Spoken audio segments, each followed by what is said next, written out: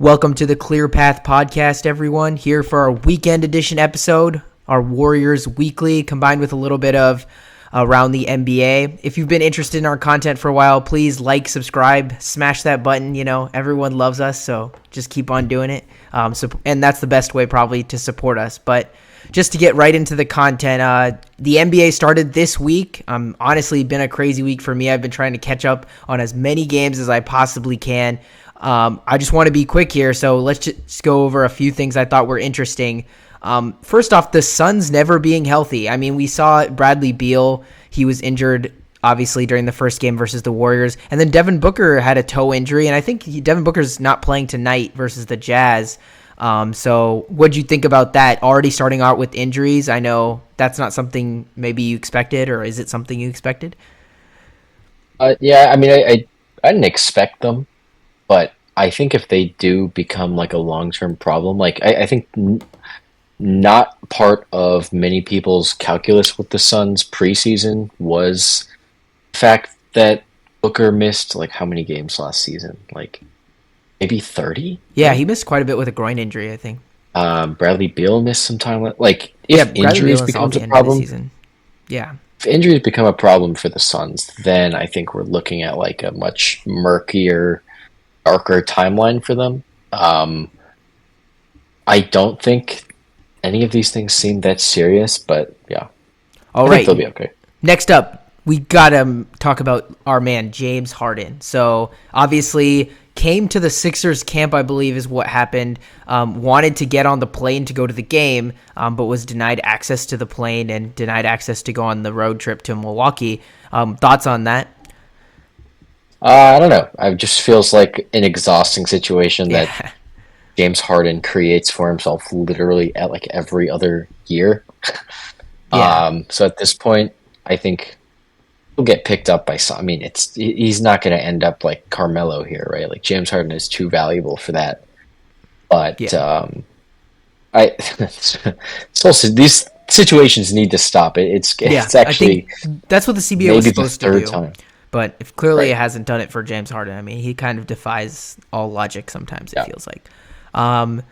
Alrighty. So some unexpected teams I just wanted to quickly gloss over. Obviously, the Rockets, I think, are 0-2 right now. The Memphis Grizzlies are 0-3 right now. Do you think these teams can bounce back?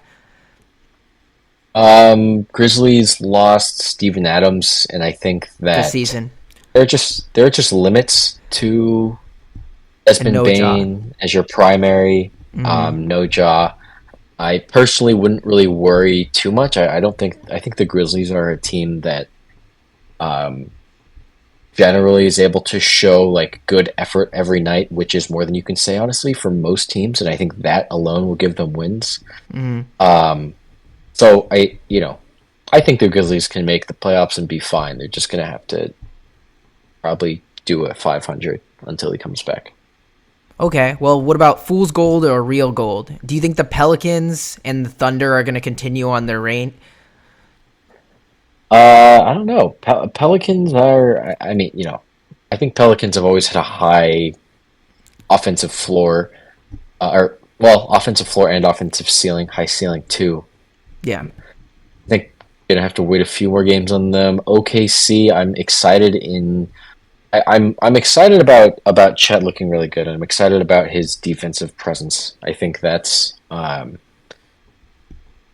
will be good just for the Thunder eventually becoming a title contender, if that's not in the next 2 years. Yeah, and I guess something that's kind of come up, concerned a little bit any about the Lakers offense. Obviously, they haven't been the best offense without LeBron on the floor. I think the plus minus numbers are crazy. Like it's like plus 40 with Yeah, him on the court and minus 40 with him like on the court.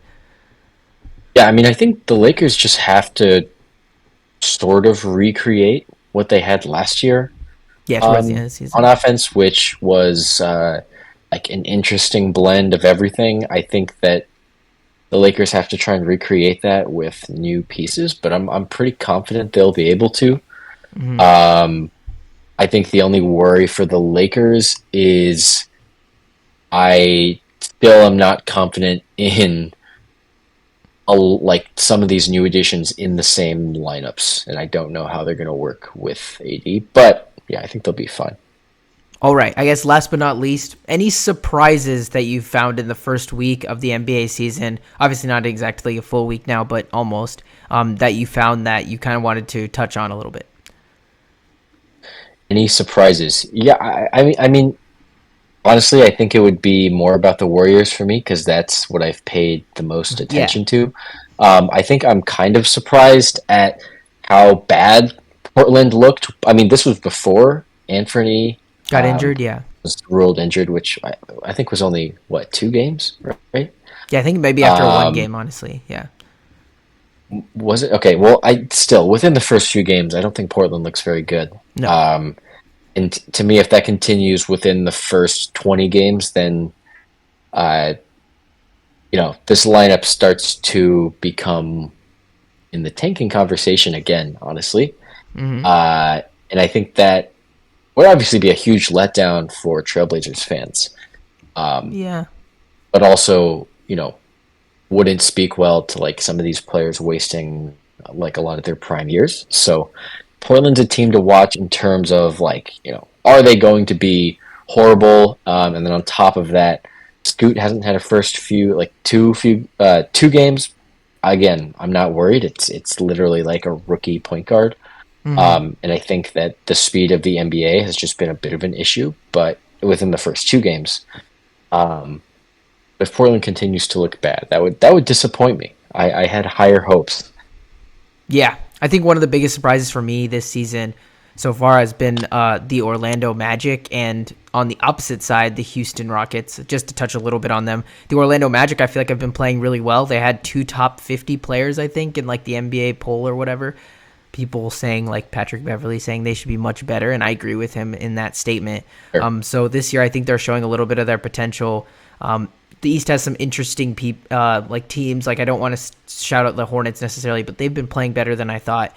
And the Rockets Yeah. on the other side in the Western Conference, somebody's going to be left out in the West clearly and into the play-in spot or even lower than the play-in spot. And that's going to be a team that has probably good players that want to make the playoffs. And I think it's looking right now Yeah. like the Rockets maybe don't have that. Yeah. Rockets are, I think, they'll take more time. And I think the interesting thing about the Rockets this year, or preseason at least, was trying to like guess if the presence of Jalen Green, Jabari Smith, like if the presence of these younger guys would, you know, outweigh the depth they've Yeah. added. Part of me was hopeful that we'd actually have a fun season with like Van Fleet, with Dylan Brooks, with Reggie. They have Reggie Bullock, which I did not realize until watching them. Um, Yeah.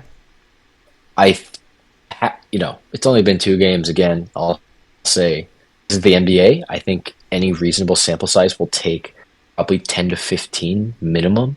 Yeah. I But agree with if that. the Rockets don't look good and are leaning more on youth, which is just, more mistakes, more stagnant, more bad decisions, then the Rockets are a sadder story, I think, for, their preseason potential.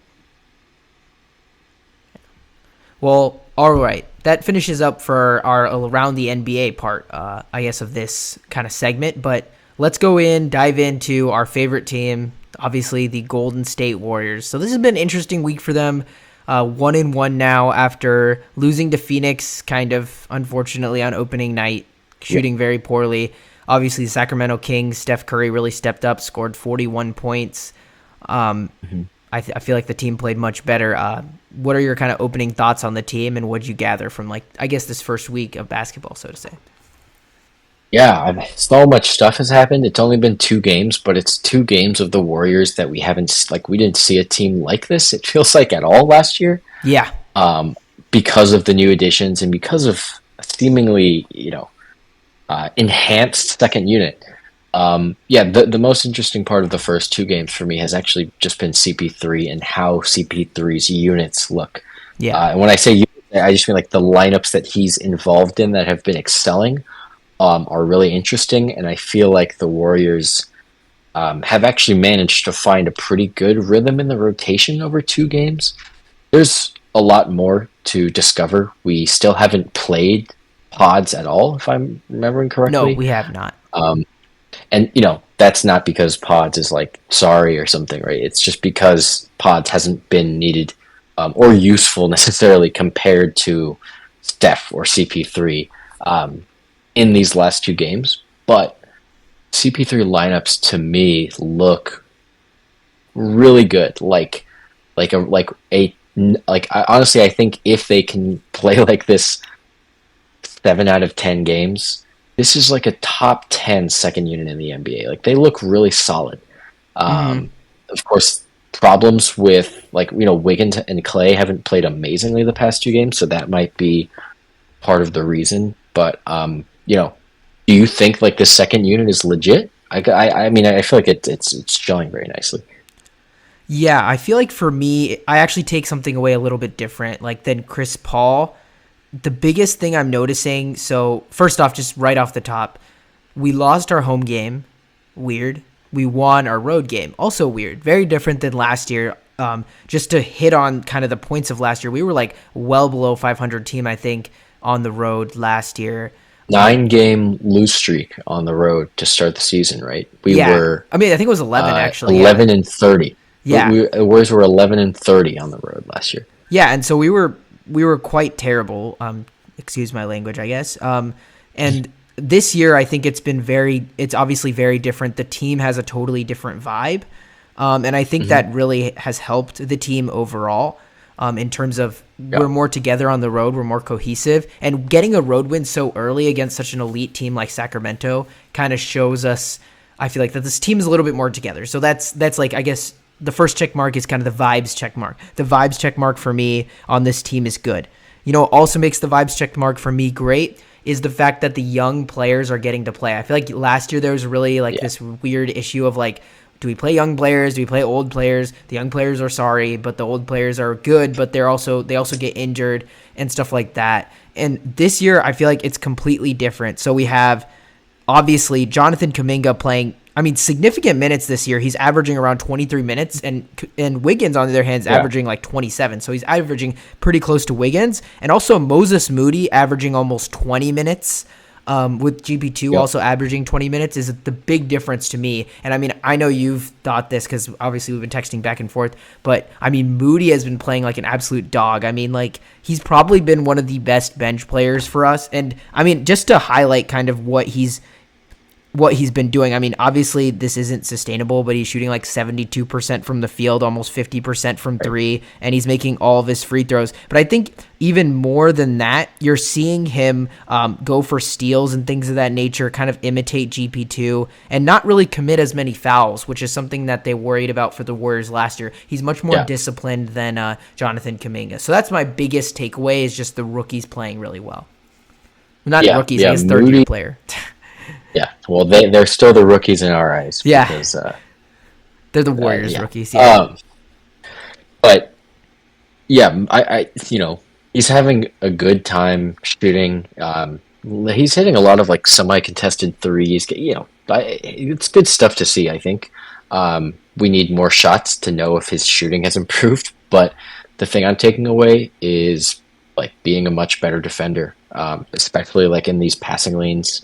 On ball is looking really good, and I think that he just looks more comfortable out there. That's obviously a hard thing to, quantify, but I think it has shown up in the stat sheet, and I also think that you see it when you're watching. That Moody looks more comfortable. JK, he looks comfortable. I think that there was a possession last night where they're on, I believe it was a 4-on-3 off of a blitz onto Curry, and Kuminga is not spacing correctly, which leads to like an errant pass, right? That type of thing doesn't, I mean, at least in the first two games, it hasn't looked like it's disappeared or improved a ton, but I think that getting a run will. And that kind of links to CP3, right? Because I'm personally, I feel like CP3 has created a lot of rhythm in our second unit that did not exist. Yeah. Or just other units, not even just the second unit. Like CP3 has looked really good in like CP3 Curry plus whoever. Those lineups have looked pretty solid.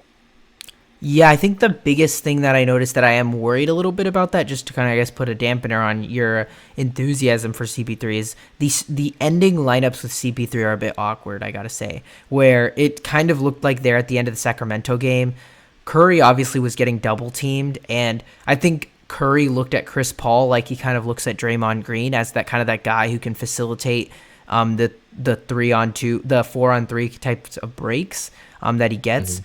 And it didn't really, I don't think they have the chemistry or the same idea with what to do with the ball as Right. Curry did. I feel like Chris Paul would get the ball and try to slow the game down again. And whereas, like, in those situations, Curry wants Chris Paul to kind of either shoot it and pretty immediately or pass it and get a shot pretty quickly. So I think there is some chemistry, which I guess maybe is even a positive. There's some chemistry that still needs to be developed between this starting lineup, especially with CP3 in it. I think actually what works way better even than the starting lineup is just him with the bench units, which I feel like he knows he can control fully, and his full Yeah. control of that allows them to play at like a good pace that he wants, and he's very comfortable with them. Yeah, yeah. About CP3, yeah, he CP3 did. Uh, there was, I don't remember the exact play, but basically CP3 was open last night on the left, or left wing, left corner, and didn't take the shot. Maybe he dribbled in and passed it. I think, and that's an example of a play where CP3 has the spacing, and the Warriors system would advocate that you take that shot when you have it. And I think parts of those things seem like they're still in process, but to me, it seems like CP3, like, there have been so many well-timed CP3 passes to Wiggs, JK, Moody, especially as cutters, that you did not see as much last year, primarily because Jordan Poole couldn't deliver passes like that with that rhythm. Draymond sometimes can, but CP3, is a better passer than Draymond. Maybe not out of the short roll, but in general. And it's really nice to see that working, because that rhythm, like, I don't know, did you last night see I believe it was one of the first two plays to Wiggins? Um, Basically, the game starts. Maybe the Warriors want to get Wiggins involved quickly. They ran a delay set, and then CP3 perfectly times pass. That to me is something that I like seeing, because I don't think that was happening that much last year, because that wasn't like a Jordan Poole strength. Oh, absolutely. I mean, I think just to talk about that, just the fact that he had 10 assists at some point in the game with like almost no turnovers just speaks to the fact that he's going to be that more careful ball carrier, the person we get mad at less than sometimes. I mean, honestly, sometimes even last night you could tell Curry turns the ball over a little recklessly at times, trying Yeah, to do like the crazy pass. Chris Paul, he might do a crazy pass, but somehow it always ends up the right place. Like it's either yeah, bouncing off somebody and going out of bounds, or like it's never a turnover really. And I think I really appreciate that, especially with the second unit, where I find myself saying, like in the first unit, we can sacrifice like some, because Curry's just so good, he can make up for so much. But getting behind and turning the ball over 2 times in a row, giving 6 points up to the opponent, that's really costly for the Warriors. And I guess the silver lining with this is like we're being all positive, but obviously, I mean, we've had recent news that Curry has suffered, I guess I wouldn't really call it an injury, but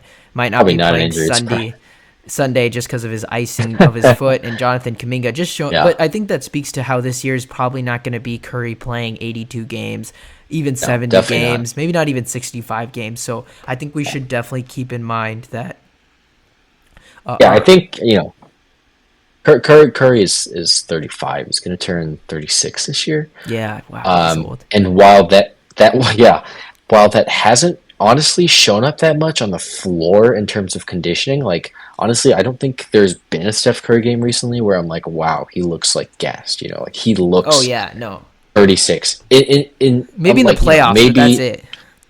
yeah, you can tell when, if there's like extremely hard defenses, or if he's being forced to work a lot overtime, like he did against AD in the playoffs, right? Yeah, But in most of these regular season games, like, Steph Curry never looks gassed in games. But I think that there's still a load on the body, and there's still like at risk of injury, that are just more dangerous whenever you're 35, 36, which probably means we're going to see some of these like injury designations now in order to meet the NBA's new like Injury playtime rule, right? Or designation, yeah. yeah, injury designation rules.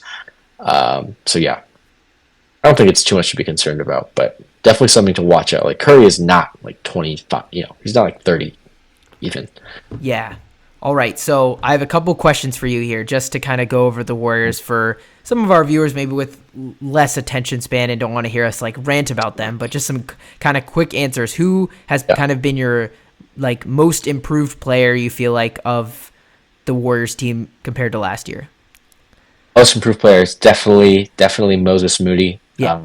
I say that because everyone else has been pretty, average, good, whatever. But Moses Moody has shown development. He's shown comfort. He's a 3-and-D player now. Good in the passing lanes. Good on ball, hitting timely threes. And I think that's been the best part after 2 games. Hopefully, it continues for like 15. Gotcha. Who has been the opposite? Who has been like the player that you've seen maybe take a little bit of a dip that you're maybe a little bit more worried about? I wouldn't say I don't like to worry about Warriors players too early in the season. Yeah. But Andrew Wiggins had a tough time finishing in game 1 against the Suns, against Eubanks, against Nurkic, and I thought, okay, that's acceptable. Everyone has games like that, but he had similar troubles scoring, finishing against the Kings, which, to be fair, also have size in the interior. But Yeah. that's something I don't want to see in players. I'm fine if players, they have bad shooting stretches, they have games where they have turnovers. It's okay, but I don't want to see trouble in these like areas of basketball that, to me, signal the decline. So hopefully it's nothing bad, but I doubt it's something to worry about. Yeah. And just to highlight some of the different parts of the game that maybe people don't follow, who do you think has been the best defender on the Warriors this season? Obviously, with Draymond Green out, who have you feel like Best has defender. had the best defensive plays? Yeah, I think team defense has been pretty solid. But I think honestly, my award would go to Clay/Kuminga.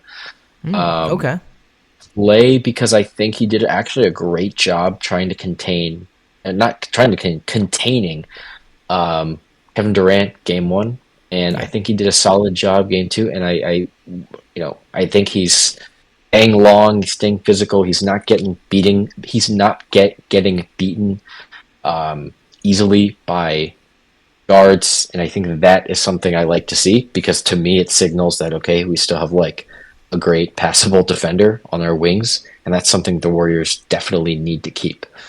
And JK also has similarly, but I feel like Clay's been getting more hate recently, so I'll give some love to Clay. Yeah. All right. I think maybe last but not least, for all those Warriors fans out there who hate Steve Kerr, what has been kind of the more questionable moves that Steve Kerr has done? And if you're not going to question him, what is something you'd like to see him do more? I know I have a couple things I'd like, but what do you think? I'm also a notorious coach defender, but I think I would like to see no more Kojo lineups with Steph out there. It just doesn't look right to me. Maybe no more Kojo in general. It's fine too. I mean, I don't want to judge Kojo.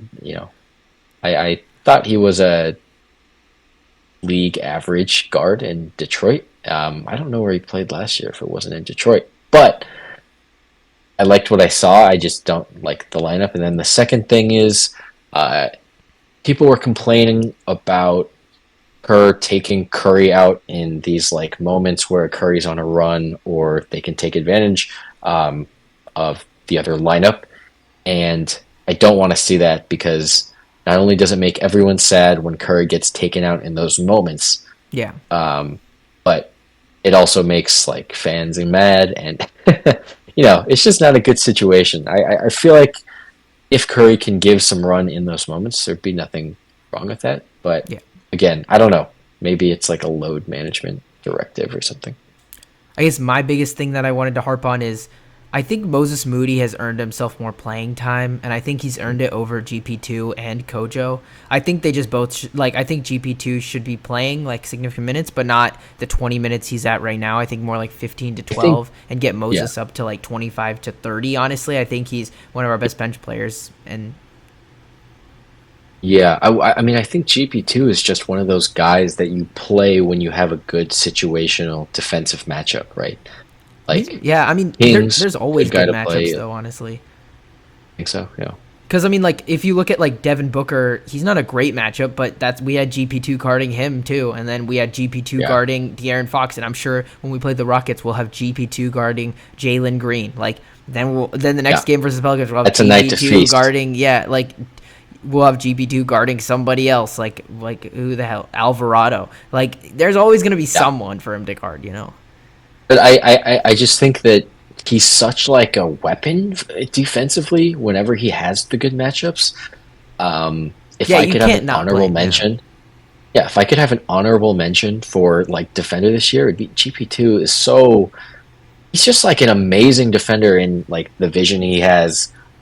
He works amazingly in the passing lanes. He's good on ball. He's really aggressive. He can jump, yeah, so he's able to get like blocks that you would not expect, yeah, and that's like really valuable. Like that's why Portland paid him money last year, right? yeah. I They didn't give him guess a huge contract, but they paid him money because he's really valuable. But you know, I guess my thing for him is always if like he's doing really well on defense right now, but he is really struggling to make his three ball. I think he's under 15% right now from three, and he gets a lot of wide open looks. If he could just knock down yeah, like 30% of them, 35% of them, it would warrant him. But the way the NBA is this year, it's going to be tough to continue playing him like 20 minutes a night over people like yeah. Moses Moody, who's so good from the 3-point line, and honestly has been good from the 3-point line ever since he stepped into the league. I feel like he's been like a 40%er. It's just he hasn't grown into like a real player until this year. I think it'll be tough to play him. I really hope his 3-point shooting gets better though.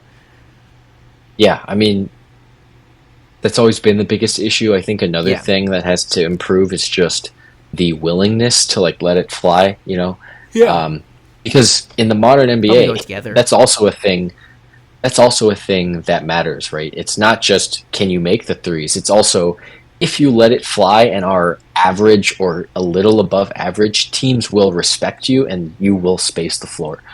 Um, and Yeah. that's something that take the three. If you are like a 25% 3-point shooter, which it doesn't seem like you are, then okay, maybe we have some issues. But if you're He like might be. I passable mean, who and you're knows? yeah. But honestly, I think that's something that Draymond did a bit better last year, right? Is like he at least was willing to let it fly more than actually the championship season.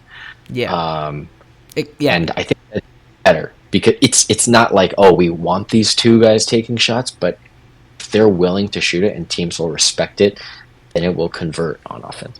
Yeah, and I think also this kind of goes into like a little bit of a deeper Warriors talk where I feel like compared to last year, our lineups are less static. Like there's a lot of Yeah. moving parts and pieces in our lineups, Oh whereas yeah. last year it felt like the 5-man lineup for the starting lineup was so set and the bench unit rotations were very set.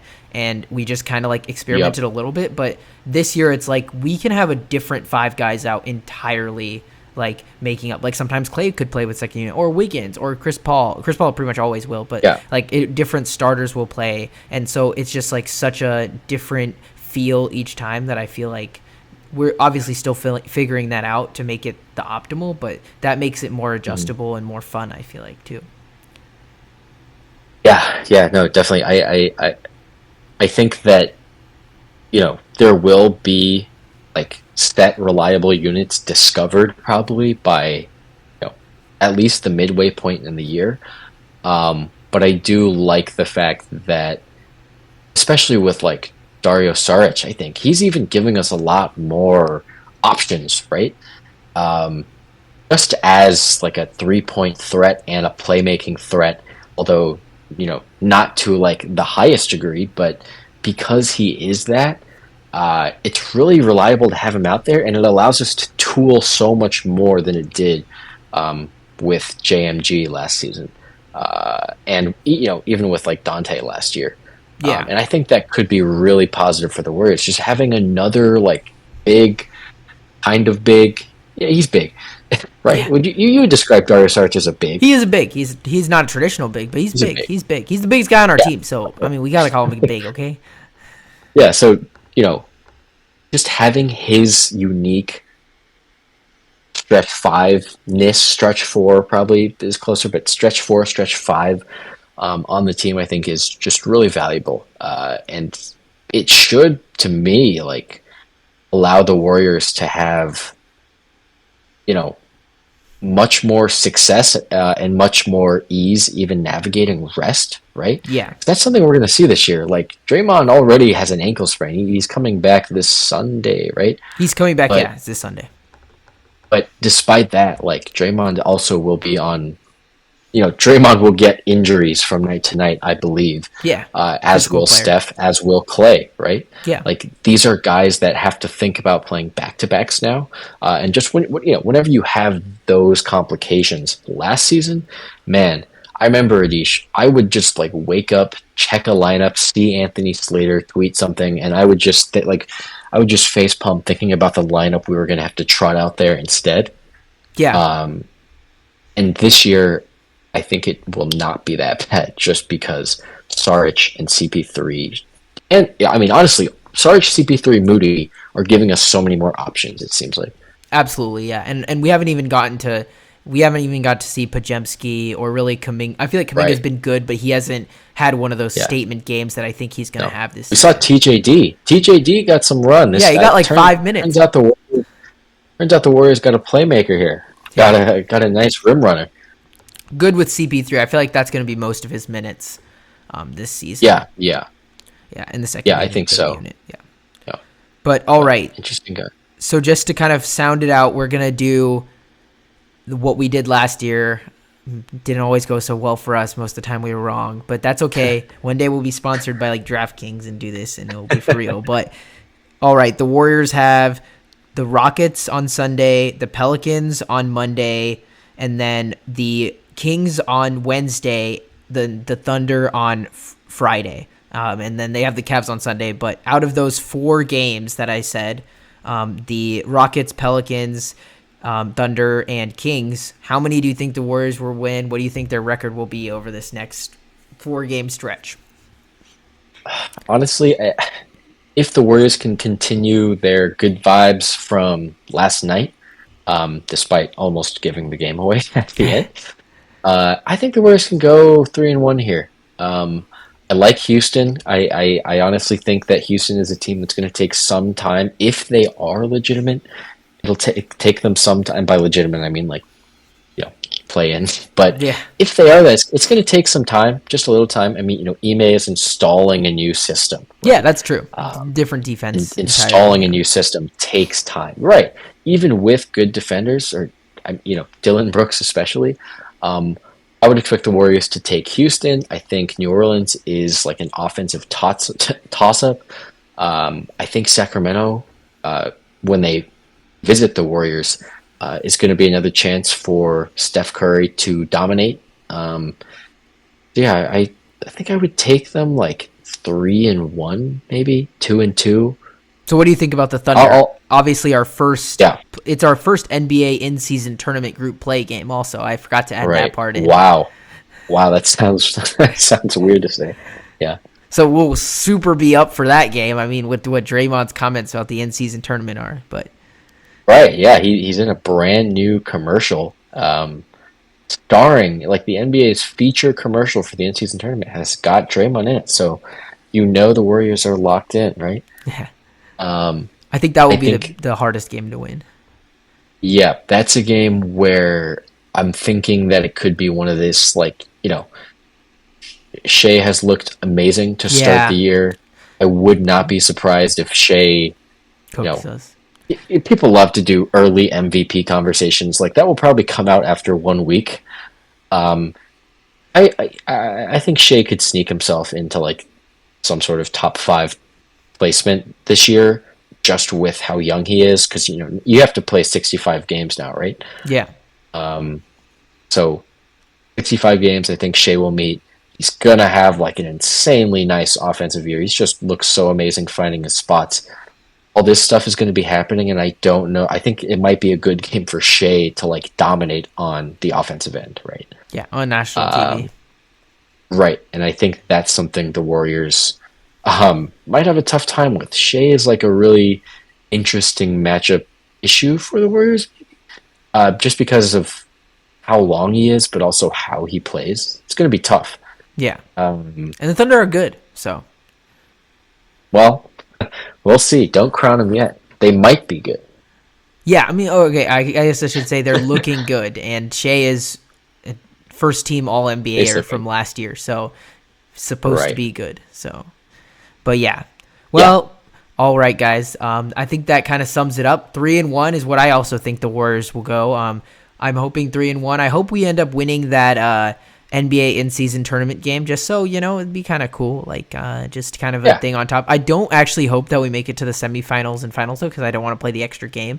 I feel like that's just like asking for like. The one extra game Yeah, is I going to feel like like that's cause like an asking injury. for injury, like knowing our luck. We're just like Draymond's gonna get a back injury during that like Yeah, extra game, and we're gonna be screwed because I of could it. see So that. I'm Honestly, okay. I don't need to win the in-season tournament, but I'm not too pressed about the result of the in-season tournament. Like, do I care if the Warriors win? Well, yeah, it'd be awesome if the Warriors won. But do I it's really like a think cherry, like on it's like, top, like yeah, yeah, it's like whipped cream on yeah. your ice I'm like, cream. yeah. It's just like, okay. If they win, that's cool. If they don't win, I'm not worried or No, anything. yeah, like I honestly like just based on the fact that I didn't even realize that it starts literally 2 week, like the second week of the season. yeah, Um, but that seems a bit early for me, which means that teams will still be, finding their installing their fit, plans and learning everything. their Yeah, offenses, their defensive schemes, developing chemistry. So I think a good bet to win this type of tournament would be kind of like, like a team that's returning, like Denver, Boston, right? Because those seem like teams that okay, this team can just continue basically with from last season. But yeah, seem like the Warriors, maybe like the Thunder, even, who knows? yeah. Who knows? It'll I be mean, fun. could be fun. Yeah, I think I'm just gonna make a big deal if the Warriors win. Otherwise, I won't care. Oh yeah. So that's kind of what my strategy is gonna be. But all right, guys. Thank you for watching. Please like, subscribe, follow us. We'll be coming out with hopefully episodes around twice a week, as long as we can, and maybe even sometimes 3 times if something crazy happens. The NBA in-season tournament, though, we'll try and follow it throughout our episodes, even though maybe me and Jeff aren't super hyped for it, but we'll definitely be following it. It will be good, entertaining basketball, hopefully, and Warriors are winning. I'll be excited for it. If we could start the season like 20-2 again, or well, how did we start in 21 and 22, 20, 21, yeah, like 22? super It good. I was think it like, was like 20-3. We had like 3 or 4 losses for a yeah. long time. Yeah. If we can get that again, then I will be excited about the in-season Yeah, tournament. absolutely. So we're biased is basically to make a long story short, I guess. But yeah, thank you guys for listening, and please tune in whenever you guys get a chance. Thank you.